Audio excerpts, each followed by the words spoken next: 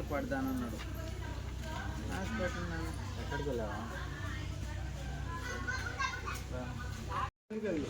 అందుకని ఏంటంటే ఇప్పుడు దాన్ని కాదనలేదు.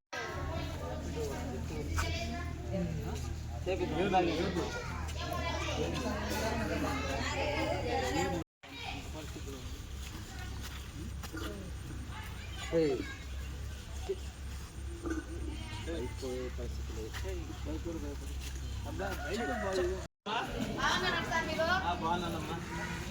ఏదో వర్షం వచ్చినప్పుడు మీరు ఏం చేస్తారు? మీరు వస్తుంటే పోతుంటే మా బళ్ళే లేదు అవుతాయి అంటే ఎట్లాగా ఉన్నాం సార్ మేము.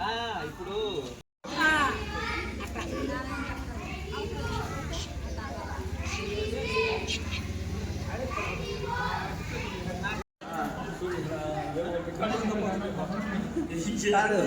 ఏం చేస్తావు నాతో కాదు.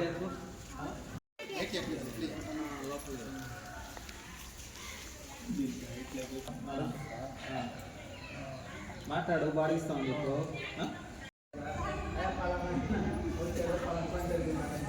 అందుకని మాకు కావాల్సింది 10 మంది బిడ్డలకి చదువుకొని పెద్ద స్థాయిలోకి పోతే అబ్బా మా ఊళ్ళో పలానా నుంచి వచ్చాము, పలానా మండలం నుంచి వచ్చాము, పలానా నియోజకవర్గం నుంచి వచ్చాము చెప్పుకుంటారు కదా.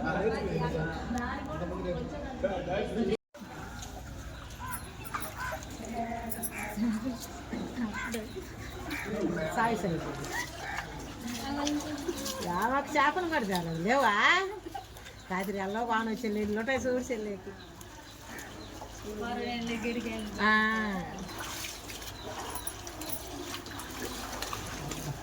ప్రస్తుతానికి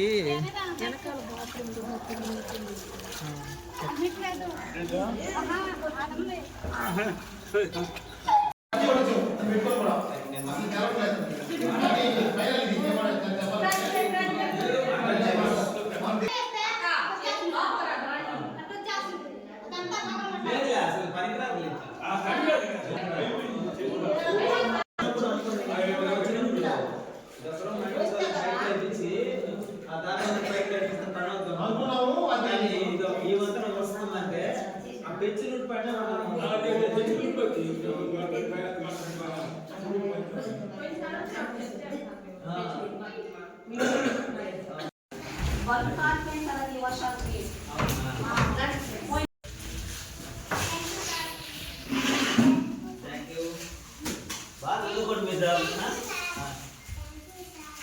ఓకే వెరీ గుడ్.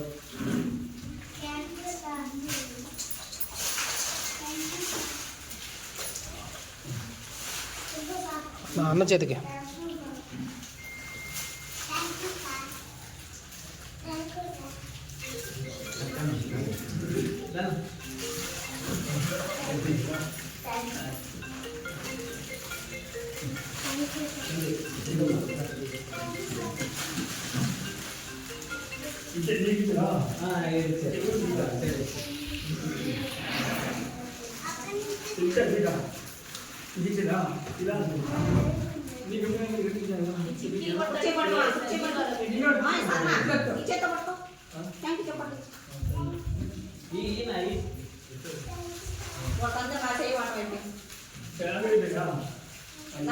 వచ్చినాయా ఇచ్చారా?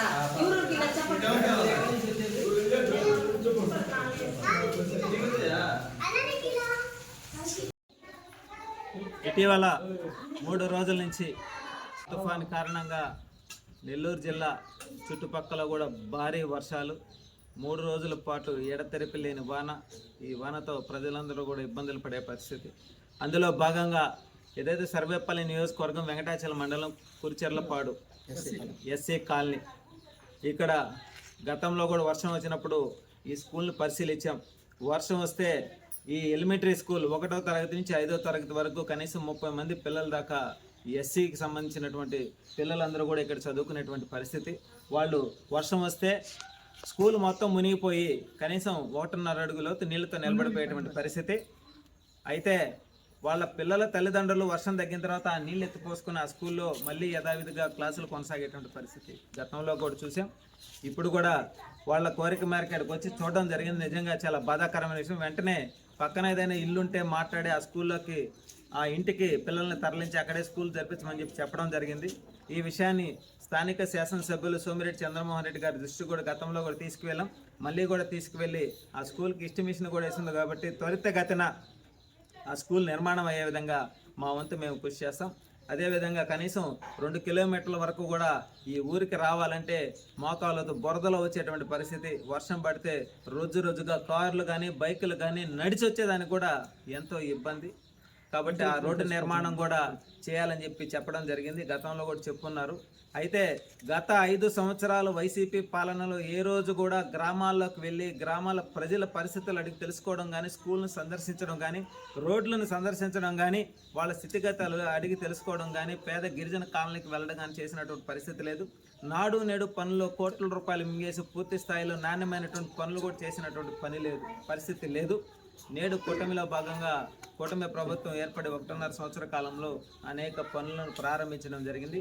అదేవిధంగా ఏదైతే సిఎస్ఆర్ ఫండ్ కింద కూడా ఈ స్కూల్ నిర్మాణం చేసేదానికి స్థానిక శాసనసభ్యులు సోమిరెడ్డి చంద్రమోహన్ రెడ్డి గారి దృష్టికి తీసుకువెళ్ళి వీళ్ళ యొక్క కళ, వీళ్ళ బిడ్డల యొక్క ఎదుగుదల కోసం మా వంతు కూటమి ప్రభుత్వం పూర్తిగా అండగా ఉండి నిలబడి పనిచేస్తుందని చెప్పి మనస్ఫూర్తిగా తెలియజేస్తూ ఉన్నాం ఈరోజు.